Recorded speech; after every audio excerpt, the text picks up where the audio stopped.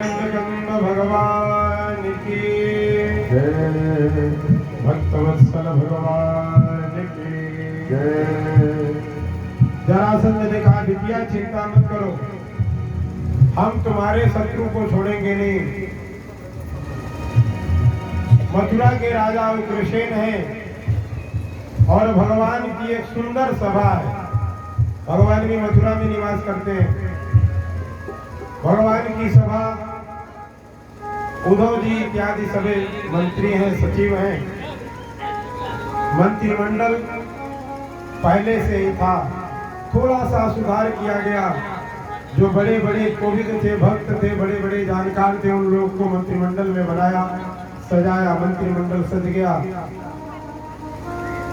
जरासंध ने मौका देखा और दूत को भेजा कि कृष्ण तैयार हो जाओ, अब हमसे युद्ध करो। जरासंध ने आक्रमण किया और भगवान ने भी युद्ध की तैयारी कर दी। उग्रसेन जी महाराज कहते हैं, कृष्ण हमारे पास भी बहुत बड़ी सेना है, इन सारी सेना को एकत्रित करो, समस्त यदुवंशियों को बुला लो और युद्ध हो जाए। युद्ध दोनों पक्षों में हुआ, बड़ा भयानक युद्ध हुआ और जरासंध को हार मानना पड़ा। हार करके जरासंध आया, एक बार नहीं 17 बार युद्ध किया। हर बार हार करके आता है। आज पुनः युद्ध की रचना की उस जरासंध ने, पर युद्ध करने स्वयं नहीं आया। एक परम दुष्ट है, नाम है कालयवन। हमारे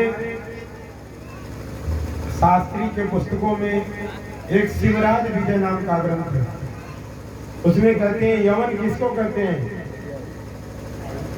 जो हमारे देश पर आतताई हैं, मुगलों के जो अत्याचार हमारे देश में हुए ना, इस प्रकार के अत्याचार करने वाले राजा को यवन की संज्ञा दी गई।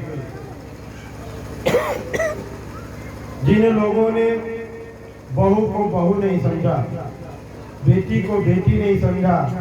हमारे भारत में, भारत अभी तो स्त्री प्रधान देश है। हमारे देश में पूजा किसकी की जाती है? कहते हैं यत्र नार्यस्तु पूज्यन्ते रमन्ते तत्र देवता। जहाँ नारियों की पूजा होती है, वहाँ कौन रहता है? देवता। नारी कौन है? तो हर स्त्री मात्र जो है वह सब नारी है। नारियों का अनादर होता है तो देवता असंतुष्ट होते हैं, और नारी की पूजा होती है तो देवता प्रसन्न होते हैं। जिस घर में नारी का सम्मान नहीं, उस घर में देवता भी भूल से भी नहीं आते। अभी तो इसीलिए अपने देश का नाम भारत है और भारत को माता का दर्जा प्राप्त है। बोलिए भारत माता की। कालयवन को भेजा। कालयवन के पास वरदान है कि जिसके सर पर हाथ रख देगा, जिसको स्पर्श कर लेगा, वह भस्म हो जाएगा। भगवान ने देखा कि कालयवन आया है मलेच्छों की सेना लेकर के। भगवान ने बलदाऊ से कहा, भैया युद्ध उससे किया जाता है जो युद्ध करने लायक हो, नालायक से युद्ध नहीं किया जाता। बलदाऊ ने कहा, कहना क्या चाहते हो कन्हैया? तो कृष्ण ने कहा, भैया युद्ध छोड़ो और भाग लो। बलदाऊ ने कहा, कन्हैया आज तक युद्ध जीतते आए हैं, हमारा नाम है हमारे देश में। अगर हम युद्ध छोड़ के भाग लेंगे तो लोग हमको क्या कहेंगे? रणछोड़ है तू, हमारी बड़ी बदनामी होगी। तो भगवान ने कहा कि कभी कभी नाम कमाने के लिए बदनामी का आश्रय ले लेना चाहिए। कभी कभी बदनामी में भी नाम छुपा होता है। जब विरोधी ज्यादा हो ना, और आपका विरोध बढ़ता जाए, अगर आप धर्मनिष्ठ हैं, सत्यनिष्ठ हैं, धर्म का पालन करते हैं, सत्य के साथ चलते हैं, सत्य का आश्रय लेते हैं, तो निश्चय वह विरोधी परास्त हो जाएंगे और वह बदनामी आपके लिए नाम का काम करेगा, आपका बहुत नाम होगा। बलदाऊ ने कहा कि और क्या करें, तो भाग लिया जाए। तो भगवान ने कहा हाँ, भगवान रणछोड़ बने, बोलिए रणछोड़ भगवान की। गुजरात में आज भी भगवान रणछोड़ का मंदिर है, द्वारिकाधीश से पहले रणछोड़ का दर्शन होता है। भगवान रणछोड़ करके भागे, जरासंध ने आकर के समस्त पर्वतों पर आग लगा दी। भगवान ने विश्वकर्मा जी को आदेश दिया, विश्वकर्मा जी आप हमारे लिए एक नई नगरी का निर्माण करिए। वह नगरी कौन सी? तो जहां पर कोई भी शत्रु पहुंच न सके, किसी भी शत्रु को जाने की आज्ञा न हो। रातों रात विश्वकर्मा जी महाराज ने सुंदर समुद्र के मध्य में एक नगरी बसाई है, नाम है द्वारिका। बोले द्वारिकाधीश की। सुंदर द्वारिका, द्वारिका में भगवान अपने समस्त मथुरा वासियों को लेकर के पधारे। संपूर्ण मथुरा खाली हो गई। जरासंध को लगा कि हमारे द्वारा भेजे हुए काले यवन के हाथों सारी सेना मारी गई और कृष्ण ने अपना प्राण त्याग दिया। क्यों? क्योंकि मैंने हर जगह आग लगा रखी थी।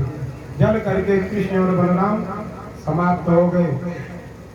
जरासंध एकदम निश्चित हो गया।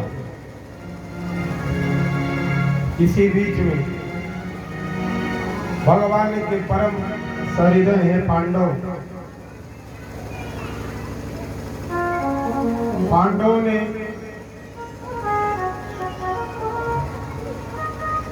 अपनी नगरी में भगवान को आमंत्रित करना चाहा। भगवान ने यथा स्थिति काल समय के अनुसार पांडवों को सांत्वना देने के लिए बुलाए। इससे पूर्व उद्धव जी महाराज ने आज देखा कि परमात्मा बड़े दुखी हैं। भगवान दुखी होकर के बैठे हुए थे। उसी समय में उद्धव जी महाराज का आगमन हुआ। अक्रूरागतम किंवा यह कर्म स्यार्थ साधक है। हेतु मधुपुरीं कृष्ण कमलोचन किं साधयित्वा तस्माभिः भरतुं प्रेतस्य निष्कृतम्। भगवान को बहुत दुखी देख करके भगवान दुखी क्यों हुए? परीक्षित जी महाराज कहते हैं कि भगवान को जब स्वतंत्र राज्य अपना हुआ, इतनी बड़ी द्वारिका में भगवान है, तो दुखी होने का आशय क्या है? श्री सुखदेव भगवान कहते हैं, परीक्षित आज भगवान ने अपने भक्त को प्रेम और प्रेम की संज्ञा दिखाने के लिए गीता में अर्जुन को समझाया। उस पर भी 2-4-5 नीत का चीज है। कथा तो रोज लोग सुनते हैं। भगवान ने कहा, कथा तो रोज घर घर लोग बातें सुनते हैं, उनका उपदेश। अरे जरा गीता में 720 श्लोक में समझाए, 5-7 श्लोक जो अर्जुन को समझाए, जरा नीत की बात बताइए। ये तो कथा हमेशा चलता रहता है, लोग घर घर सुनते हैं। दृष्टांत के अनुसार आगे बढ़ा जाएगा, चिंता मत करिए, आप कथा सुनिए। बोलिए आनंद कंद भगवान की।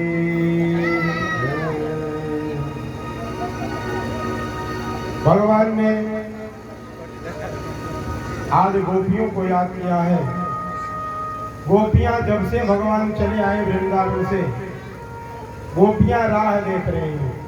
गोपियां कहती हैं 3 दिन बाद आने के लिए कहे कि परसों आऊंगा, आज बरसों बीत गए पर भगवान नहीं आए। हर रोज प्रातः काल गोपियां रास्ते पर आकर के बैठ जाती हैं और साँझ होता है तब अपने अपने घर को जाती हैं। एक टकी लगाए हुए देखती हैं, अब आएगा कन्हैया, अब आएगा कन्हैया। राधा रानी अपने सखियों के साथ कुंज वन में बैठी हैं। उसी समय एक भौरा आया।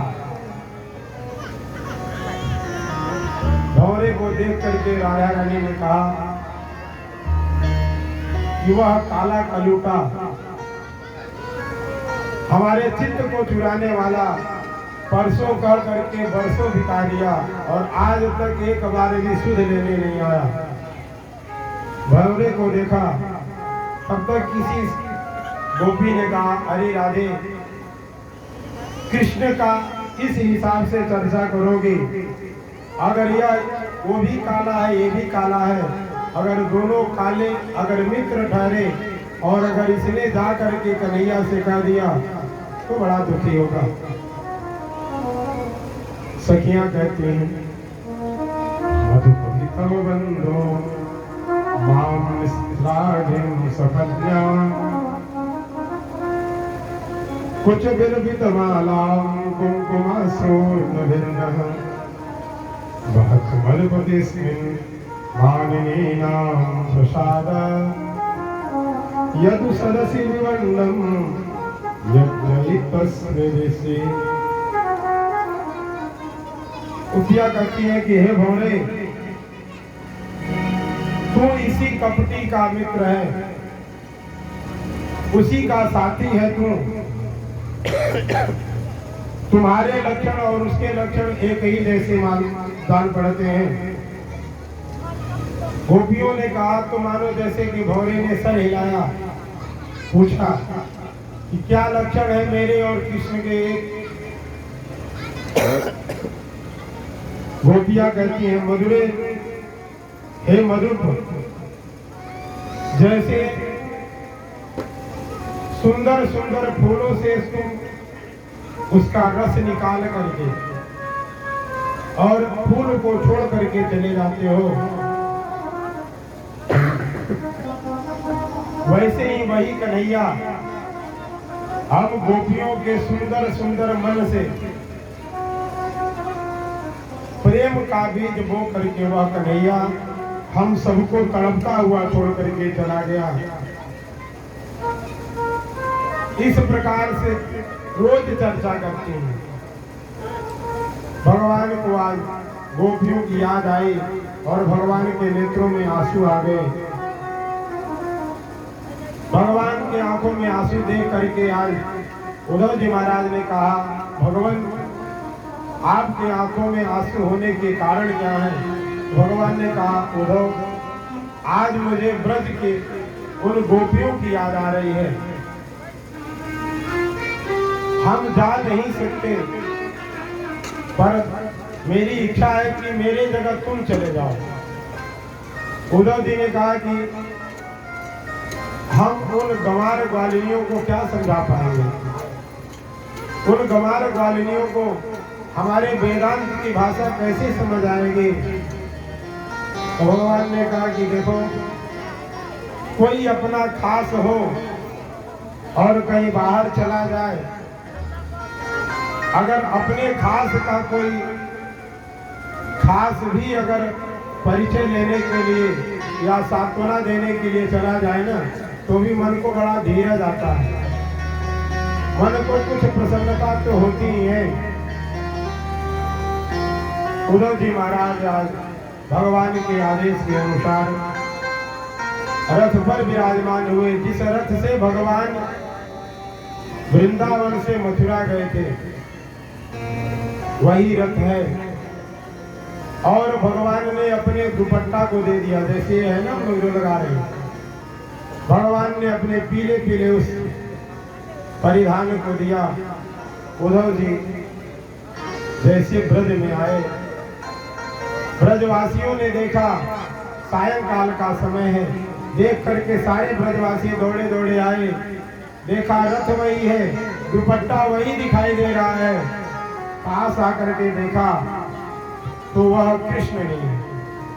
कृष्ण के रंग में कृष्ण के जैसा कोई और है। उद्धव जी महाराज ने नंद बाबा का घर पूछा तो सबने नंद बाबा के घर पहुंचा दिया। नंद बाबा के घर जब गए उद्धव जी महाराज नंद बाबा से मिले। कहा बाबा मुझे मैया से मिलना है। नंद बाबा ने कहा बेटा तू कृष्ण का मित्र है, अगर तू मिलना चाहता है तो ये नदियों का जो सैलाब देख रहा है तुम, ये जितने पानी की बूंदें तुझे दिखाई दे रही हैं, इसी के किनारे किनारे चला जा, आगे तुझे यशोदा मैया मिल जाएंगे। जब से भगवान गए हैं यशोदा मैया के आंखों से आंसू थमने का नाम नहीं। यशोदा मैया रोती जा रही हैं और कृष्ण को पुकारती जा रही हैं, मानो नदियों का एक सैलाब उमड़ आया है। उन सैलाबों को देखते हुए, आंसुओं के बूंदों को देखते हुए, आंसुओं के नदी का दृश्य देखते हुए उद्धव जी महाराज यशोदा मैया के पास पहुंचे। नंद बाबा भी पधारे। उद्धव जी ने कहा माँ किसके लिए रो रही हो? तुझे पता है कन्हैया कौन है? वह संपूर्ण जगत का आधार है। तो तुम्हारी भक्ति के ऊपर प्रसन्न होकर के तुम्हारे घर आया था। परमात्मा किसी के यहाँ सदा के लिए निवास नहीं करते, कुछ क्षण के लिए आए, लीला दिखाई, अपने भक्तों को सुख दिया, दुष्टों का उद्धार किया और चलते बने। यशोदा मैया ने कहा अरे उद्धव हमें नहीं पता, तू बता कि कन्हैया कौन है। उद्धव जी ने भगवान के विराट रूप का वर्णन सुनाया है। यशोदा मैया ने कहा उद्धव तो जिस कन्हैया को इतना बढ़ा चढ़ा करके जिसकी महिमा का गान कर रहा है ना, वही कन्हैया हमारे इन्हीं हाथों से खाया है। हम अपने हाथों से भोजन बना के परस के उसको खिलाते थे, अपने इन्हीं हाथों से उसको कपड़े पहनाते थे, इन्हीं हाथों से हमने उसके आंखों में काजल लगाए, पैरों में घुंघरू बांधे, अपने इन्हीं हाथों से उसी कन्हैया को अपने इस आंगन में हमने चलाया है, इसी आंगन में हमने उसको चलना सिखाया। और तू कहता है कि वह परमात्मा है। उद्धव जी कहते हैं माँ वह जगत का आधार है। बिनु पग चले सुनई बिनु काना, बिनु पग चले सुनई बिनु काना, कर बिनु कर बिनु करमा, करे बिनु काना, कर बिनु करमा, करे बिनु काना। उद्धव जी ने कहा कि मैया वह तुम्हारे हाथों से भले चला, पर वह केवल लीला मात्र था। वह तो बिना पैरों के चलता है, बिना हाथों के कर्म करता है। वह संपूर्ण जगत का आधार है। मैया को समझाया, माँ के कुछ दुख दूर हुए। अब उद्धव जी ने कहा कि भगवान ने तो गोपियों को समझाने के लिए भेजा था, अब जरा गोपियों से मिलने। उद्धव जी जब गए, राधा रानी से मिलने का जिज्ञासा प्रकट किया, तो गोपियों ने कहा कि राधा रानी तो महलों में है, कुंज वन के लताओं के बीच में राधा रानी एक कुटी बना करके रहती है। भगवान जब से गए उन्होंने भी घर का परित्याग कर लिया, घर गए ही नहीं, निधि वन में कुंज वन में रहती हैं। सारी सखियां चारों तरफ से घेरे हुए हैं, 7 दरवाजे हैं, आगे बढ़े, एक सुंदर युवती खड़ी थी। उन्होंने कहा राधा रानी प्रणाम। सखी ने कहा मैं राधा नहीं, मैं ललिता हूँ। ऐसे करके उन्होंने कहा मुझे राधा जी से मिलना है। सखी ने ले जाकर के राधा जी के पास पहुंचा दिया। राधा रानी नेत्र बंद करके स्मरण कर रही है। राधा रानी के पास तब तक एक भौरा आता है। भौरे को समझा रही है कि देख, मृग गुरेव कपिंद्रम विपद्यते रुद्र धर्मा श्रियमचित विरूपा श्रीजित कामयाना बलिनति बलिवत्वा वेष्टयन्ति त्वां गवत्वत् तदलमसित सख्यै दुस्त्यजस्तत्कथार्थः। भौरा गुनगुनाया। एक गोपी बोली, राधे यह हमसे पूछ रहा है कि एक तरफ तुम भगवान को कपटी कह रही हो और दूसरी तरफ उन्हीं की चर्चा कर रही हो। अगर वह कपटी है तो उनकी चर्चा क्यों करती हो? दूसरी बोली कि बस यही कमी है हमें। अगर हम जानती कि उसकी चर्चा भी हमें नहीं करनी चाहिए, क्योंकि जो करेगा वो भी बर्बाद होगा और जो नहीं करेगा वो भी। हरि की चर्चा जो करेगा, ज्यादा करेगा, संसार के मोह माया से दूर होता जाएगा। संसार वाले कहेंगे ये पागल है, डंडा मारना शुरू करेंगे, मिट्टी मारना शुरू करेंगे, ढेला मारना शुरू करेंगे। और जो नहीं करेगा उसको भी ये संसार वाले कहेंगे तो नास्तिक है, अधार्मिक है, न भगवान की कथा सुनता है, न भगवान की कथा में मन लगाता है। दुनिया में उसको कहीं भी टिकने का कोई स्थान नहीं होगा। बहवयो विहंगा भिक्षुचर्या चरंती। इतना सुना कि वह भौरा उड़ गया। उद्धव जी महाराज वहीं पास में खड़े हैं। एक गोपी बोली, यरी वह देखो जैसे आया था और तूने उल्टा सीधा उसको कह दिया। वह नाराज होकर के चला गया। अब जाकर के प्यारे कृष्ण से कहेगा, हमारी कही हुई बातों को सुनाएगा। भगवान को जब यह सब सुनाई पड़ेगा तो कृष्ण को कितना दुख प्राप्त होगा। कुछ देर के बाद भौरा फिर लौट करके आया।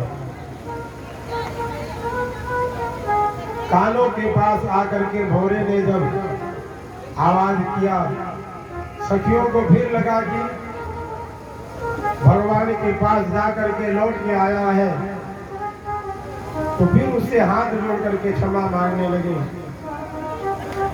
कहती है, हे प्रिय सख पुनरागा, तुम इतना मीठा बोलते हो ना, तुम्हारे मीठा बोलने से ही मुझे डर लग रहा है। भौरा बड़ा मीठा बोलता है। कहती है, वह भी कन्हैया इतना ही मीठा बोलता था। मीठा मीठा बोल करके और हृदय में प्रवेश कर गया। इतना अपना बना लिया कि बिना उसके न दिन को चैन है और न रात को सुकून नहीं है। अपना बना करके वह चला गया। सुनो, तुम उस कन्हैया से कुछ मत कहना। अरे वह हमको छोड़ करके गया, मैं जानती हूँ क्यों छोड़ करके गया। मथुरा में पढ़े लिखे लोग हैं, राजाओं के यहाँ एक से एक राजकुमारियां होंगी, अच्छे अच्छे पहनावे होंगे, अच्छा वेशभूषा होगा। हम तो गंवार ग्वालिनियां हैं, अनपढ़ हैं, न अच्छी सूरत है, न अच्छी मूरत है, न अच्छे पहनावे हैं। शायद यही वजह है कि वह गया तो हमको भूल गया। क्वचिदपि सकथान किंकिरीड़ाम गृणीते। कहते हैं कि वह अगर एक बार भी अपना माना होता तो मिलने के लिए आ गया होता। नहीं ज्यादा समय था, कुछ देर के लिए आता फिर चला जाता।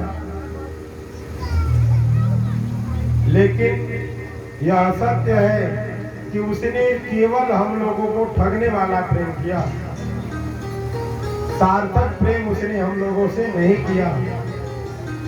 यही कारण है कि वह छोड़ करके गया और तब से पूछने भी नहीं आया कि हम हैं तो कैसे। अहो यूयस्म पूर्णार्था भवत्यो लोकपूजिता वसुदेव भगवती आशा मत्कर्पित मनसया। उद्धव जी महाराज गोपियों की बातों को सुन रहे हैं। उद्धव जी कहते हैं, धन्य हो गोपियों, हे देवियों तुम धन्य हो जो तुम्हारा चित्त भगवान वासुदेव के चरणों में इस प्रकार से समर्पित है। आज मुझे लगा कि वह कृष्ण भक्ति के बिना जीव कितना अधूरा है। वेदांत शास्त्र के प्रणेता हैं, वेदांत के उद्भट विद्वान है श्री उद्धव जी महाराज, पर प्रेम करना नहीं आता। भगवान ने इसीलिए तो भेजा है कि कम से कम उद्धव को एक प्रेम का थोड़ा सा रस प्रेम का पी ले। उद्धव जी ने आकर के गोपियों से कहा, राधा रानी से कहा, देवी दान तप होम जप स्वाध्याय संयम साधन के द्वारा जिसको पाया नहीं जा सकता, ऐसी श्री कृष्ण भक्ति अगर तुझे मिल गई, बिना श्रम किए बिना परिश्रम किए अगर मिली, तो समझो कि संसार का सब वस्तु प्राप्त हो गया। कहते हैं जैसे भोजन में एक रस है, राम रस जानते हैं आप? किसको कहते हैं राम रस? किसको कहते हैं? नमक को। कितना भी बढ़िया स्वादिष्ट भोजन बने, अगर राम रस न पड़ा हो तो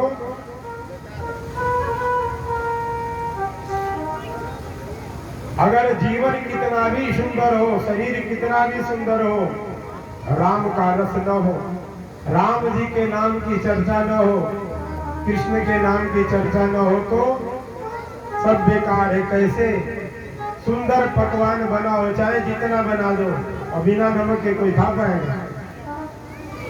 कोई स्वाद नहीं आएगी। ऐसे जैसे व्यंजन राम रस के बिना बेकार है, वैसे हमारा शरीर, वैसे हमारा जीवन बिना भगवान के रस का, बिना भगवान के नाम का बेकार है। रटने लगी जिभिया राम ही राम, रटने लगी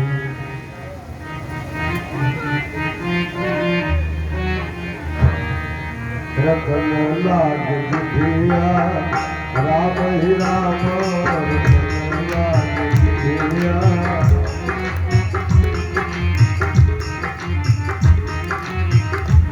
राम की राम ही राम,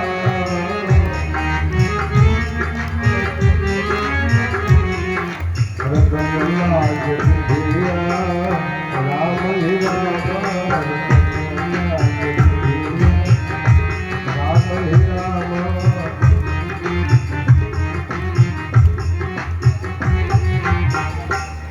आनंद चंद्र भगवान की जय। जिह्वा का काम क्या है? जैसे बिना नमक के उसको व्यंजन अच्छा नहीं लगता, वैसे बिना भगवान के नाम का उसको जीवन भी अच्छा नहीं लगना चाहिए। उद्धव जी महाराज कहते हैं, इस संसार में लोग महानता किसको देते हैं? कहते बुद्धि बड़ी, चतुराई बड़ी, सुख सुंदरता तन में प्रगति है, मान बड़ो धन धाम बड़ो, यश कीरत हो जग में प्रगति है। झूमत द्वार गजेंद्र हजार, सो इंद्र से कछु नाही घटी है। तुलसी जगदीश की भक्ति बिना, जैसे सुंदर नारी की नाक कटी है। एक भक्त कहते हैं इस संसार में सब कुछ प्राप्त कर लिया जाए, बड़ी अच्छी सुंदरता हो, बड़ा अच्छा शरीर हो और नाक न हो तो,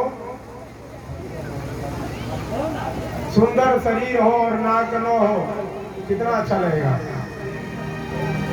कहते बुद्धि बड़ी चतुराई बड़ी और सुंदरता तन में प्रगति है। मान बढ़ो धन धाम बढ़ो, यश कीरत हो जग में प्रगति है। झूमत द्वार गजेंद्र हजार, पहले हाथी का महत्व था।